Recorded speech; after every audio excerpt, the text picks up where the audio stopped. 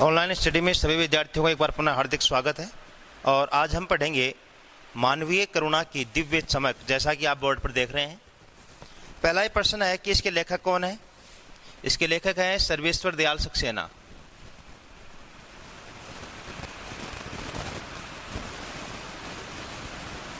दूसरा प्रश्न है कि सर्वेश्वर दयाल सक्सेना का जन्म कहाँ हुआ। उत्तर प्रदेश के बस्ती जिले में हुआ था, उत्तर प्रदेश। तीसरा प्रश्न है कब हुआ था। 1927 को हुआ था। इसके बाद दिनमान व पराग नाम के दो समाचार पत्र आपने निकाले। आपकी प्रमुख कृतियां हैं कुआनो नदी, जंगल का दर्द, खूंटियों पर टंगे लोग,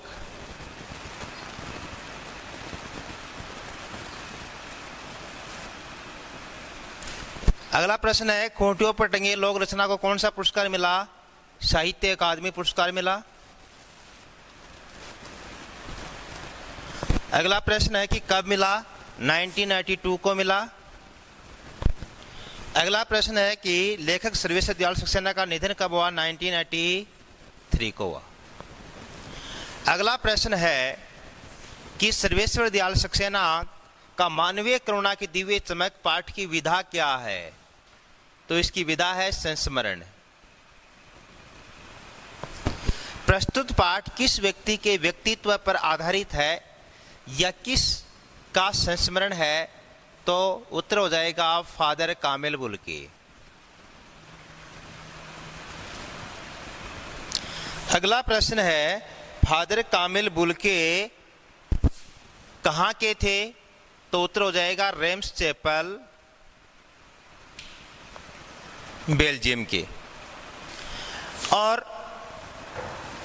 फादर कामिल बुल्के की मृत्यु कैसे हुई। जहरबाद से, यानी गैंग्रीन जिसको बोलते हैं। फादर कामिल बुल्के की मृत्यु के बाद ये संस्मरण लिखा है। भारत आने के बाद क्या क्या किया। भारत आने के बाद 9-10 वर्ष दार्जिलिंग में पढ़े, कोलकाता से बीए किया, इलाहाबाद से एमए किया।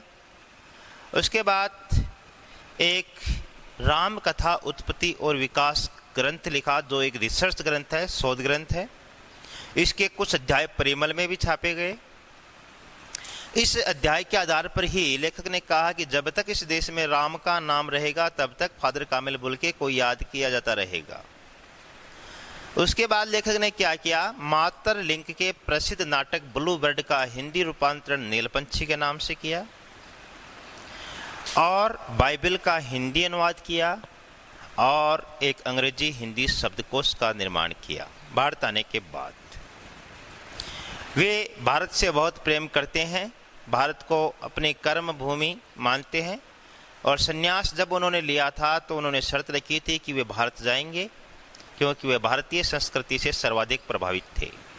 लेखक के जीवन में फादर कामिल बुल्के का क्या योगदान है। लेखक ने बताया कि वह एक देवदारू वृक्ष के समान है, अर्थात उनके सानिध्य में, उनके आशीर्वाद में मुझे किसी भी प्रकार की कोई कष्ट, पीड़ा या संकट का कोई भान नहीं रहता था। और लेखक ने कहा कि जब जब मैं उन्हें याद करता हूं तो एक उदास शांत संगीत के समान मुझे लगता है, अर्थात उनकी कमी मुझे खलती है। और चाहे किसी के घर में कैसा भी प्रोग्राम हो, वे एक बड़े भाई, बड़े पुरोहित के भांति हमेशा विद्यमान रहते थे। 18 अगस्त 1982 को फादर कामिल बुल्के का देहांत हुआ और इस विदेशी संत की मृत्यु पर हर व्यक्ति की आंखें नम थी। नम आंखों को गिनना शाही फैलाने के समान था। अंतिम विदाई के समय कौन कौन उपस्थित थे।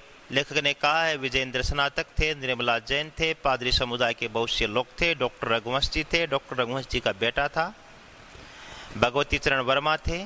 अलावा इसके बहुत से संत और साहित्य समाज से जुड़े लोग थे। यह है पाठ की समरी। अब हम ऑब्जेक्टिव टाइप क्वेश्चन शुरू करते हैं।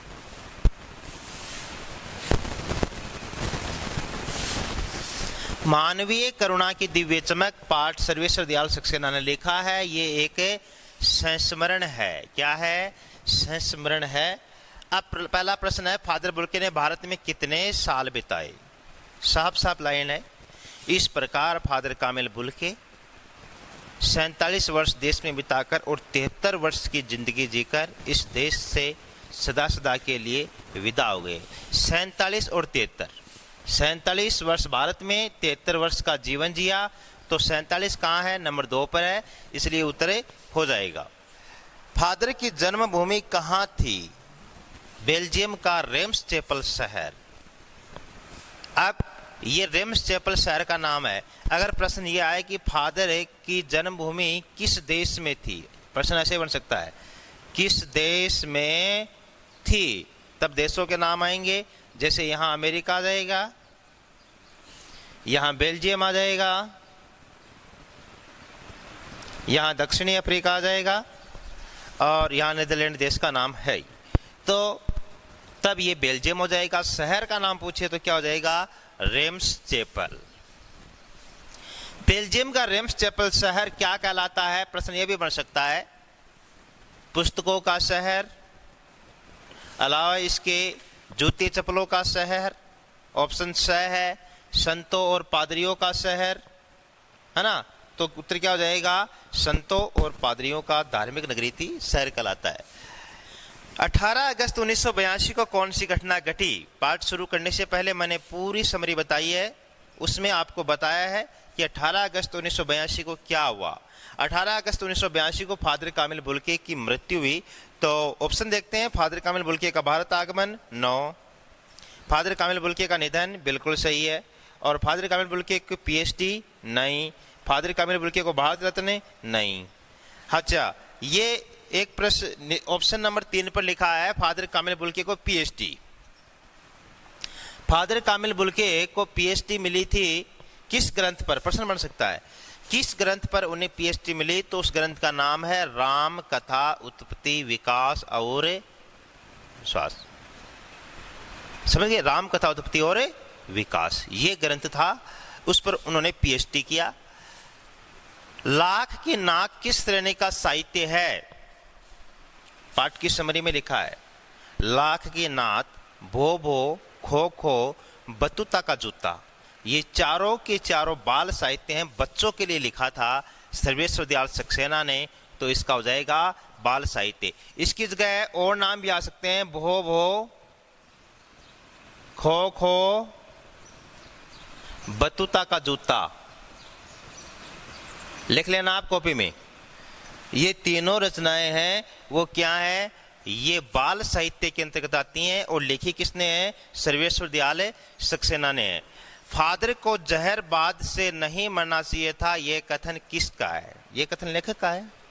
जहरबाद का दूसरा नाम आ सकता है यहाँ गैंग्रीन से नहीं मरना चाहिए था, यह कथन किसका है? ऑप्शन ए लेखक का है, ऑप्शन बी फादर के परम मित्र का है, और ऑप्शन सी पादरी का, ऑप्शन डी डॉक्टर सत्यप्रकाश का।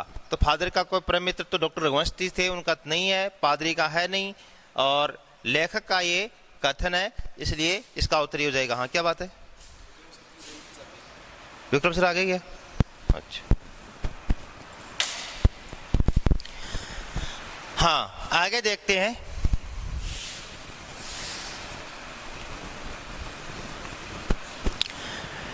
गोरा रंग, सफेद झाई मारती भूरी दाढ़ी, नीली आंखें, बाएं खोले गले लगाने को आतुर, उपयुक्त विशेषण किसके लिए प्रयुक्त हुआ है? आपको बताने की जरूरत नहीं है, क्योंकि आपने पाठ को पहले से ही 4 बार पढ़ रखा है। और आपने 4 बार क्यों पढ़ रखा है? क्योंकि मैंने पहले से 4 बार आपको पढ़ा रखा है, और 4 बार तो पढ़ा रखा है, 8 बार मैं बता चुका हूँ वीडियो में। ये किसका रेखा चित्र है? फादर कामिल बुल्के का रेखा चित्र है। गोरा रंग, सफेद झाई मारती दाढ़ी, इसके अलावा क्या है? एक लंबे चौगे में ढकी आकृति, इसके अलावा सदैव मुस्कुराते रहते हैं, नीली आंखें, आंखों में तैरता वात्सल्य, ये सभी विशेषताएं लिखी हैं। तो ये किसकी हैं? फादर कामिल बुल्के के लिए। तो ऑप्शन नंबर 2 सही हो जाएगा। फादर को याद करना लेखक को कैसा लगता है? सबसे पहले इस समरी में मैंने बताया है, एक उदास शांत संगीत के समान। ऑप्शन कहाँ मिलेगा? देखते हैं। हाँ, एक शांत और उदास संगीत सुनने जैसा, पहले नंबर पर है, ऑप्शन सही है। हरी हरी घास पर चलने जैसा, देखो कैसे कैसे ऑप्शन मिलेंगे। भगवत भक्ति करने जैसा, ध्यान में डूबे संत जैसा। अगर पाठ नहीं पढ़ा हुआ ना आपका और आपने सिर्फ तुक्के मारने पर आ गए तो आप किसका तुक्का मारोगे? 3 नंबर का तुक्का मारोगे। फादर बुल्के को देखकर अक्सर लेखक के मन में क्या विचार आते? अक्सर पहली बात तो ऐसे लिखा जाता, जो हिमेश रेशमिया की फिल्म आई थी झलक दिखला जा, उसका गाना था वो अक्सर ही है, समझ गए। और आधा क्या नहीं आता है, बिल्कुल सही लिखा है, इस बात का आपको ध्यान रखना है। लेखक के मन में क्या विचार आते थे? कब? अक्सर। इंजीनियरिंग की पढ़ाई करते फादर को सन्यास की इच्छा कैसे जाग गई? फादरी का जीवन भी कितना गंभीर जीवन होता है, ऐसा कोई विचार नहीं आया। बेल्जियम में मंदिरों और आध्यात्मिक कमी रही होगी, ऐसा कोई विचार नहीं आया। और उपयुक्त सभी। अब देखो लेखक के मन में क्या विचार आते थे? फादर के मन में नहीं, लेखक के मन में, कि इंजीनियरिंग के अंतिम वर्ष का विद्यार्थी था, बड़ा पूरा परिवार है, माँ है, बहन है, भाई है, पिता बिजनेसमैन है और पैसों की कमी नहीं है, बावजूद इसके लेखक के सन्यासी बनने की इच्छा क्यों हुई? ये विचार बार बार आता था, तो ऑप्शन नंबर 1 सही हो जाएगा। इंजीनियरिंग की पढ़ाई करते फादर को सन्यास की इच्छा कैसे हुई? और इंजीनियरिंग की पढ़ाई का भी कौन सा ईयर था? 3rd ईयर था, अंतिम वर्ष था, समझ गए। अर्थात इंजीनियरिंग लगभग कंप्लीट हो चुकी थी। नेक्स्ट क्वेश्चन देखते हैं।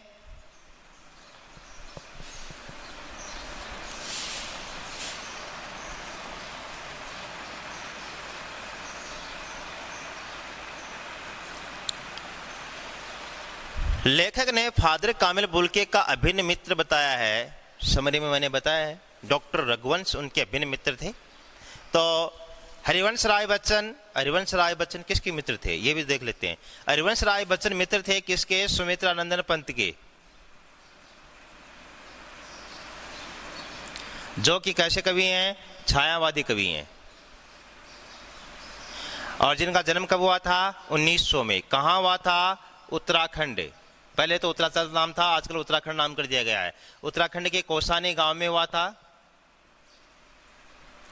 और हरिवंश राय बच्चन कैसे कवि हैं? हालावादी कवि हैं। हालावाद के जनक कहे जाते हैं। आपकी जो प्रमुख रचना है वो है मधुशाला। और अमिताभ बच्चन जो हरिवंश राय बच्चन के पुत्र हैं, उन्हें नाम किसने दिया था? सुमित्रानंदन पंत ने दिया था। पंत का निकलवाया हुआ नाम है सुमित्रानंदन पंत का, अमिताभ बच्चन। भारतेंदु हरिश्चंद्र। अब भारतेंदु हरिश्चंद्र के मित्र कौन हो सकते हैं? इनके समय के मित्र हैं और वो हैं जैसे बद्री नारायण चौधरी प्रेमघन, समझ गए। ये भारतेंदु के मित्र हो सकते हैं। और भारतेंदु हरिश्चंद्र का जन्म कब हुआ था? 1850 के लगभग। और भारतेंदु युग के जनक है केशव राय प्रसाद और डॉक्टर रघुवंश। तो उत्तर क्या हो जाएगा? डॉक्टर रघुवंश इसका उत्तर हो जाएगा। नेक्स्ट क्वेश्चन देखते हैं।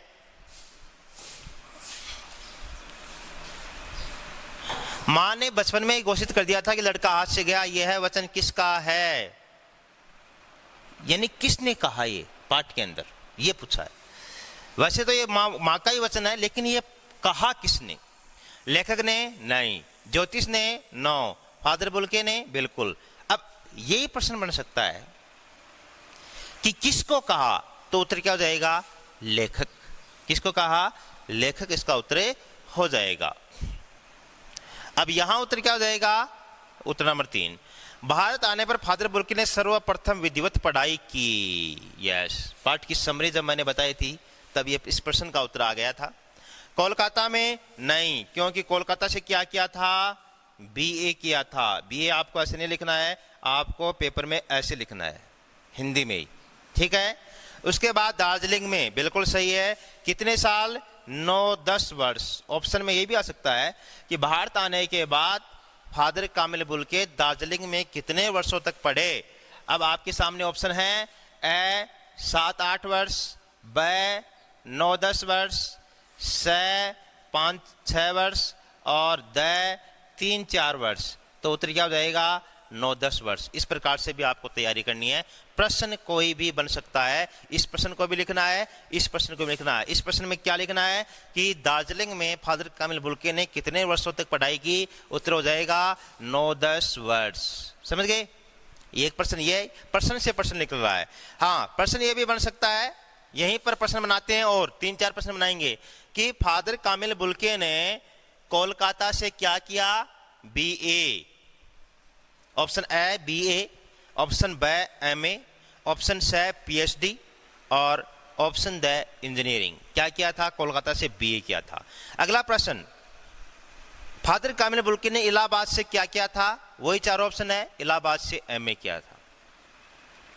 फादर कामिल बुल्के किस कॉलेज के हिंदी विभाग के अध्यक्ष बने? Saint Xavier's college, Ranchi. समझ गए? इस प्रकार से हो जाएगा।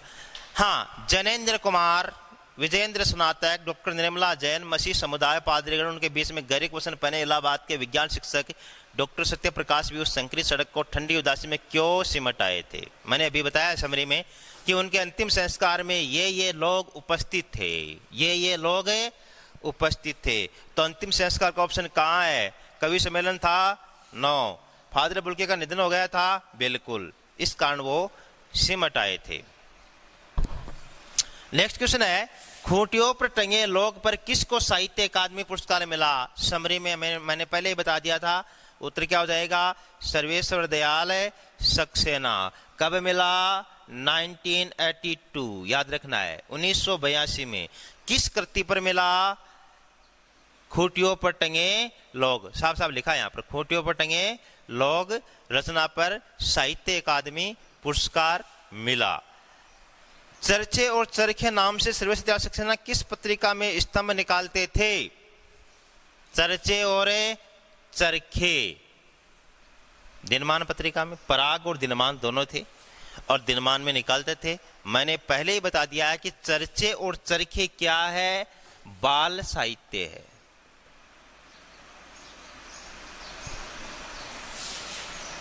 नहीं, चर्चे और चरखे बाल साहित्य नहीं है। चर्चे और चरखे राजनीतिक विषयों पर स्तंभ लेख निकालते थे। बाल साहित्य हैं बतूता का जूता, लाख के नाक, भो भो, खो खो। ये है 4। चर्चे और चरखे ये लेख राजनीतिक विषयों पर लेख हुआ करता था, तो वो निकालते थे दिनमान पत्रिका में। नेक्स्ट क्वेश्चन है, फादर कामिल बुल्के का अंतिम संस्कार मसीही विधि से हुआ था? किस विधि से हुआ था? मसीही विधि क्या होती है? ईसाई धर्म के अनुसार, ईसाई धर्म के अनुसार अंतिम संस्कार हुआ था। शायद प्रश्न समाप्त हो गए हैं। तो ये था हमारा मानवीय करुणा की दिव्य चमक, जिसे लिखा है सर्वेश्वर दयाल सक्सेना ने। अब देखिए, सभी पाठों को पुनः ऑब्जेक्टिव टाइप क्वेश्चन कैसे बन सकते हैं वो पढ़ाया है उस वक्त भी। अब ऑब्जेक्टिव टाइप क्वेश्चन होते कैसे हैं ये पढ़ाया है। इस श्रृंखला में 8 वीडियो आपको पास फिर आ गए हैं। सूरदास का, तुलसीदास का, सूर्यकांत त्रिपाठी निराला का, अलावा इसके ऋतुराज का। ये तो है पद्य भाग हमारे सिलेबस में। गद्य भाग में हमारे पास क्या है? स्वयं प्रकाश की नेताजी का चश्मा कहानी, नेताजी का चश्मा, राम वृक्ष बेनीपुरी का रेखा चित्र, बाल गोविंद भगत, यशपाल का लखनवी अंदाज, व्यंग कहानी, और मानवीय करुणा की दिव्य चमक क्या है? संस्मरण। ये 4 हमारे पास गद्य में है और 3 पाठ हमारे पास कृतिका में है। पहला माता का अंचल कहानी कहाँ से लिया गया है? देहाती दुनिया उपन्यास से लिया गया है। किसका उपन्यास है? शिव प्रसाद मिश्र रुद्र का। और साथ ही साथ ये बात शिवपूजन सहाय का, किसका था? शिवपूजन सहाय का। और देहाती दुनिया उपन्यास से लिया गया है, 1926 में आया था। भारत का पहला आंचलिक उपन्यास कहा जाता है देहाती दुनिया को। और लेखक कौन है? स्वयं लेखक हैं, जिनका बचपन का नाम क्या होता है? भोलानाथ होता है, ताड़केश्वर नाथ होता है। और साथ ही साथ दूसरा पार्ट जॉर्ज पंचम के नाक, ये निबंध है, किसका है? कमलेश्वर का है। जॉर्ज पंचम जो 1911 में भारत आए थे, भारत की राजधानी कोलकाता से दिल्ली लाए थे। और साथ ही साथ एक भारत को गुलाम बनाने में जिनका महत्वपूर्ण योगदान था, आज़ादी के बाद किस प्रकार से गुलामी मानसिकता भारतीयों की थी, ये सब बताया है उस पाठ में। उसके बाद हिमालय की यात्रा मधु काकरिया कोलकाता की थी, अर्थशास्त्र से एमए किया था, बहुत अच्छी लेखिका हैं। और साथ ही साथ उन्होंने हिमालय की सजीव यात्रा हमारे बीच की है और हमें हिमालय की यात्रा से अवगत कराया है। तो ये कुल मिलाकर 11 पाठ तो हमारे एक क्षितिज और कृतिका में। व्याकरण में हमारे पास है पद परिचय, वाक्य, वाच्य और रस। इन सभी के ऑब्जेक्टिव टाइप क्वेश्चन इस बार आने वाले हैं। और अब हम जो अगला पड़ाव पार करेंगे, रस पढ़ेंगे। पहले तो विस्तार से रस पढ़कर हमारा अगला पड़ाव रहेगा वाक्य, वाच्य, पद परिचय और रस के ऑब्जेक्टिव टाइप क्वेश्चंस पर प्रकाश डालना, उनका अभ्यास करना। आज के लिए बस इतना ही। धन्यवाद। नमस्कार।